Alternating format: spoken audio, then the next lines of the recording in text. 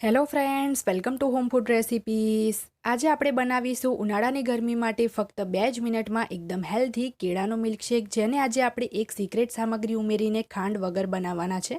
જો તમે પણ આ રીતે એક સિક્રેટ સામગ્રી ઉમેરીને આ રીતે કેળાનો મિલ્કશેક બનાવશો તો મિલ્કશેકના વખાણ કરતા નહીં થાકો. આ એટલો ટેસ્ટી મિલ્કશેક બને છે. તો ચલો પરફેક્ટ માપથી આ ટેસ્ટી મિલ્કશેક બનાવવાનું શરૂ કરીએ. તો સૌથી પહેલાં આપણે એક મોટો મિક્સર જાર લઈ લઈશું. એમાં આપણે 2 નંગ કેળા મોટા ટુકડામાં સમારીને એડ કરવાના છે. તો પહેલાં આપણે કેળાના આ રીતે જે છોતરા છે એ કાઢી લઈએ અને કેળામાં જે મોટા મોટા રેસા દેખાય છે રેસા પણ આપણે કાઢી લેવાના છે. તો આ જે કેળા છે એકદમ જલ્દી કાળા પડી જાય છે, એટલે ફટાફટ જ્યારે આપણે મિલ્કશેક બનાવવાનો હોય ત્યારે ડાયરેક્ટ જ એને છાલ કાઢીને આપણે જારમાં જ એડ કરવાનો છે. તો જે બીજું કેળું છે એને પણ આપણે છોલીને મોટા ટુકડામાં કાપીને એડ કરી દઈએ. આટલી ક્વોન્ટિટીમાં એક મોટો ગ્લાસ મિલ્કશેક રેડી થશે.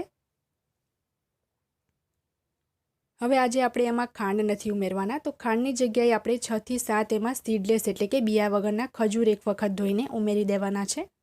અડધી ચમચી એમાં ઇલાયચી પાવડર ઉમેરીશું. હવે આ મિલ્કશેકને આપણે વધારે થીક, ક્રીમી અને ટેસ્ટી બનાવવા માટે એમાં એડ કરીશું 7 થી 8 નંગ જેટલા કાજુ. તો અહીંયા મેં આખા જ કાજુ લીધા છે. હવે એમાં આપણે જે સિક્રેટ સામગ્રી છે એ ઉમેરીશું. તો એ છે તજ. તો અહીંયા મેં 1 ઇંચનો તજનો ટુકડો લીધો છે. એ આખો આપણે નથી ઉમેરવાનો, એમાંથી પણ આપણે અડધો ટુકડો તોડીને એનો એકદમ બારીક પાવડર કરીને એડ કરવાનો છે. તો બસ 2 થી 3 ચપટી જેટલો જ આપણે આટલી ક્વોન્ટિટીમાં તજનો જે પાવડર છે એ મિલ્કશેકમાં એડ કરવાનો છે. તો આનાથી જે મિલ્કશેકનો સ્વાદ છે 4 ગણો વધી જશે. એકવાર તમે ચોક્કસથી ટ્રાય કરજો.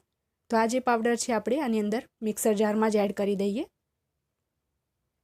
હવે એમાં 2 નંગ બરફના ટુકડા ઉમેરીશું.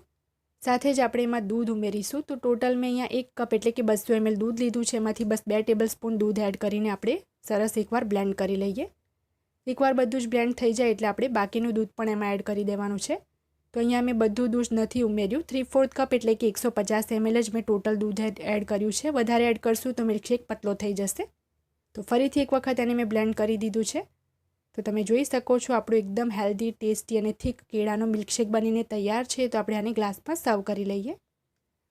ઉનાળાની ગરમીમાં તમે પણ આ ઠંડો ઠંડો કેળાનો મિલ્કશેક ચોક્કસથી ટ્રાય કરજો. ખૂબ જ ન્યુટ્રિશિયસ હોય છે.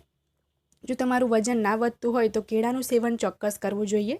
તો થોડા બદામ પિસ્તાથી અને મેં ગાર્નિશ કરી લીધો છે.